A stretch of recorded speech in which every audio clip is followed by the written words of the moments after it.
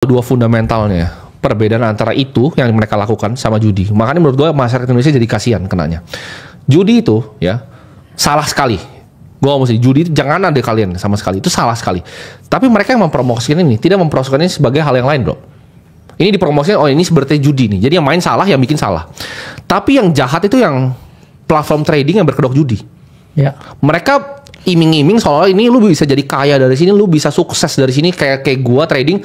Bahkan kantornya, bro, itu di ruko, bos. Kantor afiliator tuh di ruko.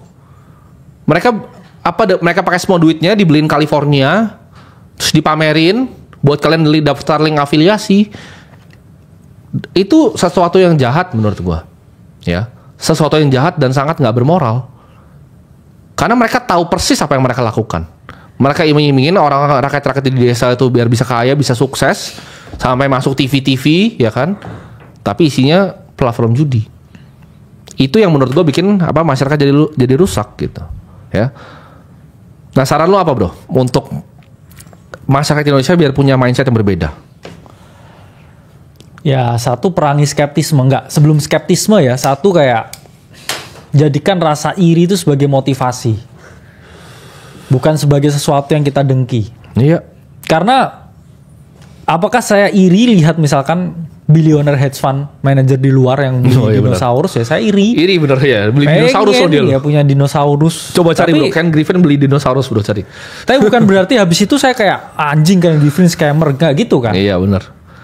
Masa gitu? Orang bisa beli dinosaurus, bisa nge-revive orang hidup bisa mungkin. Ya. Terus gak saya scammer gitu kan? Enggak. Tapi saya pelajarin gimana dia dapetin duit, ya, fundnya bagaimana, strateginya seperti apa. Nah itulah baru timbul ya setelah saya udah dari iri, ya skeptisme saya terbuang, bro. Iya. Berarti udah bener nih orang beneran kaya nih, bisa ngidupin dinosaurus gitu kan? Iya. Ya berarti di situ ya saya mikir apa nih kerjaannya? Bagaimana cara dapetin duitnya? Ya. Baru di situ ya kita bisa mungkin ya let's say lah saya jadi kayak 1%-nya Ken Griffinnya udah syukurnya setengah mati, bro. Iya.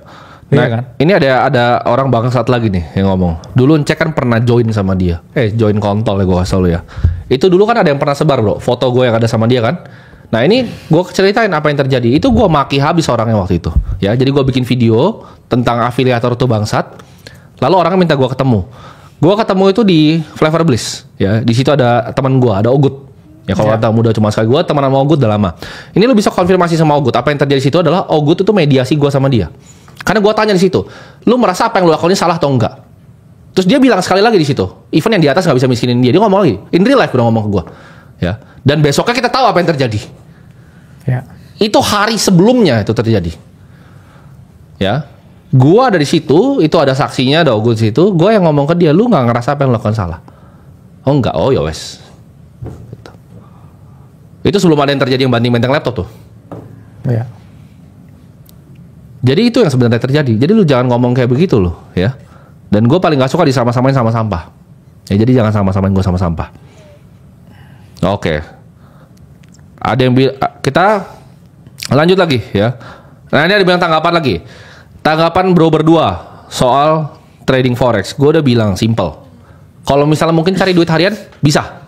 Dia skalanya, pun trading forex, dia buka forex ini bisa. Skalanya kecil. Ya. Skalanya kecil tapi paham nggak? Jadi kalau kalian cari billionaire from forex 0. George Soros tuh saham ya, jangan ngomong lagi George Soros forex. Trading from forex yang kaya 0. Gue ngomong kaya standar kaya gue billionaire. Tapi apakah bisa bikin 100 juta sebulan? Dia ini ya. Gue todong, gue kasih market forex suruh trade pasti bisa. Yeah. Fundamentalnya, skillnya ada, ya bisa. Lo mau cari uang harian bisa. Tapi kita berdua kan targetnya mau jadi billionaire. Kita nggak cuma mau jadi duit 100 juta, itu mah kita merem juga dapat duit. Iya. Yeah. Gitu. Tapi apakah itu scam? Enggak. Itu market. Gitu loh. Jadi teman-teman harus bisa bedain nih, ya. Mana yang scam, ya, yang binary option, mana forex. Karena biasa binary option pakai pairnya pakai forex juga, bro, banyak kan. Oh iya. Waktu dulu ya kan? Benar. Mereka ajarin, oh pilih atas, pilih bawah, pilih atas, pilih goblok. Masa lu call menang 80 kalah 100, monyet apa yang main itu gitu? Enggak. Tahu nggak sih, bro, yang main atas bawah itu apa biasanya? Apa itu? Boti biasanya. Atas atau bawah gitu. Boti kali ya. Atas atau bawah gitu. Bener. Nah, ada yang bilang price feeding tergantung brokernya. Gue balik lagi. Ada broker yang price feeding, ada yang tidak. Gitu. Kalian pinter-pinter pilihnya. Jadi statement gue adalah kalau lu mau jadi bilioner lu tidak bisa trading forex. Tapi kalau lu mau cari uang harian, uang kopi, Bro Kalima Sada juga bisa. Ayo kita kasih suruh dia charting di sini pasti lebih jago. Tapi dia cari market yang dia bilang tadi paling apa? Paling sulit. Tapi market yang paling sulit tuh kasih return yang apa? Paling tinggi. Kalau cari crypto bilioner, Chang Peng Zhao, Brian Armstrong, Paolo Ardoino, gue bisa sebutin panjang lebar sampai 20-30 bro, bilioner dari kripto. Yes. Itu yang muncul ke permukaan. Dia kan dulu juga nggak muncul, ya.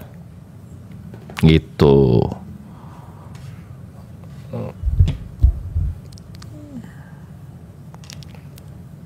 Nah, jadi kita akan bongkar, bu. Kita pretel, bro. Kita bongkar yang ngakunya apa namanya?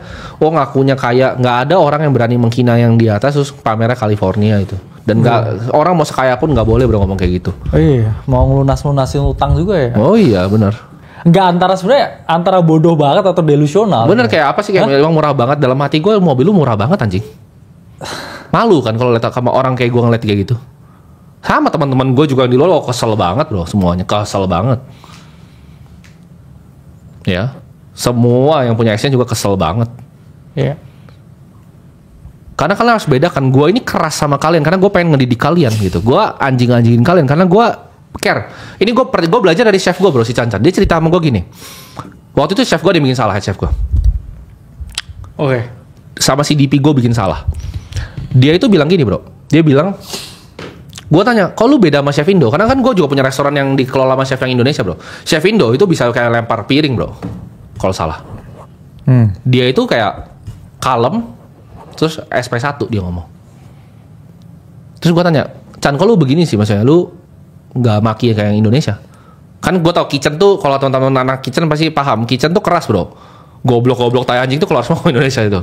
Woi mana ya? Tapi itu culture-nya gitu. Jadi itu bukan mereka saling maki, mereka saling sayang. Dia bilang, budaya Korea, chef itu tidak sayang.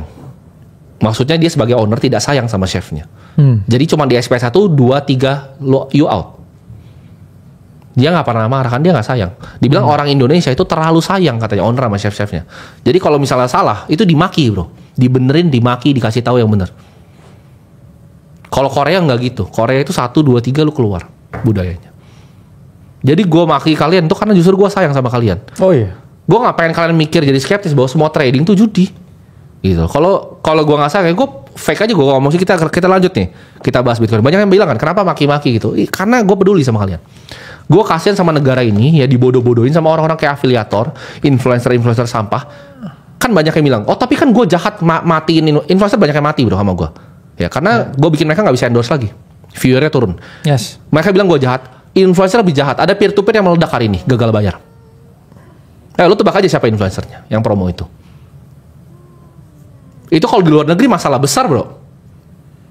Lu promonya suatu platform yang bawa lari duit nasabah.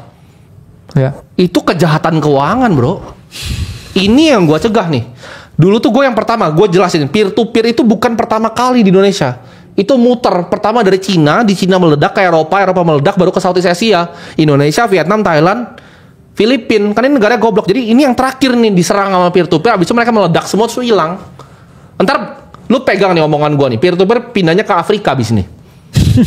Pasti Afrika pasti, Cape Town ntar ada base pertamanya. Sejarah tuh berulang. Di Cina pertama kali meledak, orang Cina pintar nggak pakai peer to peer pindah ke Eropa, nggak pernah ke Amerika, ke Indonesia, nextnya Afrika, ya gagal bayar nih hari ini. Terus lo mau ngomong, gue jahat ngata-ngatain influencer, matiin makanan mereka. Mereka bikin beginian. Kenapa gue ngomong orang yang endorse keuangan tuh nggak bisa dipercaya? Karena ini buktinya nyata bro. Bukti ya. Gimana menurut lo? Apakah gue salah dengan maki-maki influencer seperti itu? Ya kadang kita ngerasa salah juga. Salah pilih negara. Oh iya benar. Iya. Kayak orang diajarin bener terus gak bener. Terus kadang ngerasa arogan, ngerasa tersaingi. Betul. Terus habis itu mau jatuhin dengan cara yang nge-framing orang. Betul. Diajarin yang bener. Oh enggak, ini dia sopan, dia baik. Duitnya dibawa lari, diem aja. Ya gimana? Gue tuh udah bilang 2. Gue sebut waktu itu nama mereknya bro. Yang satu meledak hari ini. Yang sebelumnya udah meledak dari lama. Yang meledak dari lama pun salah satu partner gue udah datang bro. Kayak di satu ngasih dokumennya. Gak dianggap ya? Enggak, maksudnya udah sampai di atensi sampai paling atas gitu. Oh oke. Di atensi udah sampai paling atas karena ini memang bawa lari duit nasabah triliunan. Karena peer to peer tuh itu cuma gali lubang tutup lubang, teman-teman. Iya, Darto itu. Lu tidak ada fixed rate return yang bisa ngasih 15%, nggak ada. Lu kalau mau begitu, ya lu main distress bonds, lu bukan main peer to peer, itu bukan produk retail gitu loh.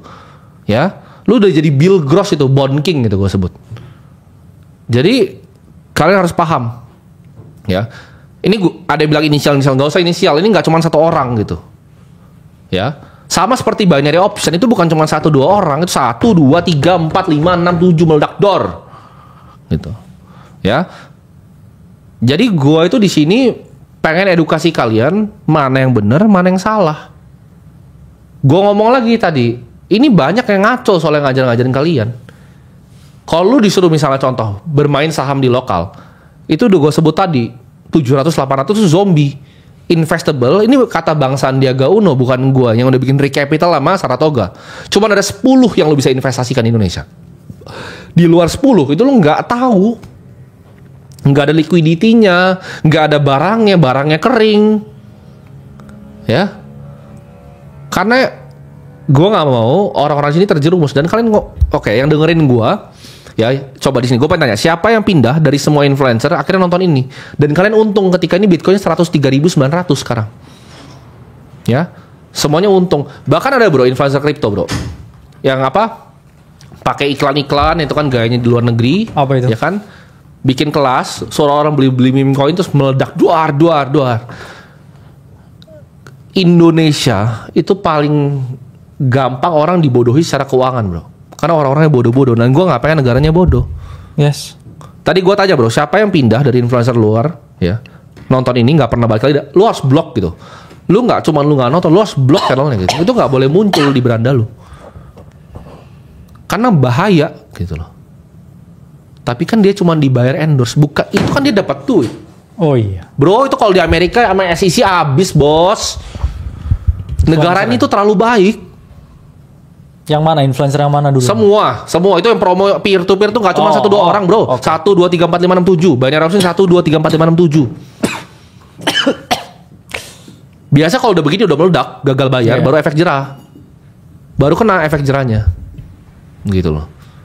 Gue ngomong sendiri, gue core afiliator binary option tuh udah dari 2020. Ya. Gue tuh bilang bro, itu waktu itu gue bikin video kayak gini. Lo tau gak sih mainan pasar yang kayak ini, pilih ini, pilih ini, pilih ini. Kelihatan gak nih mejanya? Ya kan? Coba bro, lo mau pilih yang mana kayak sekarang? Oh. Lo mau pilih rokok, korek atau asbak? Korek kayaknya. Korek kan? Tuh. Asbak, kalah lo duitnya. Oh iya. Nah itu binary option anjing. Coba lagi bro, pilih lagi bro. Beda rokok deh. Rokok ya? Korek lo kalah duitnya mana? Nah, itu. Kok lu bisa gitu loh main begitu? Ya. Jadi stop gitu ya. Stop jadi orang bodoh, stop jadi orang yang skeptis ke yang bodoh gitu. Karena gini di hidup gue ya, gue nggak pernah, gue bukannya pengen punya banyak musuh, enggak. Ya gue kalau mereka semua nggak senang sama gue nggak peduli lu mau ngapain gitu kan.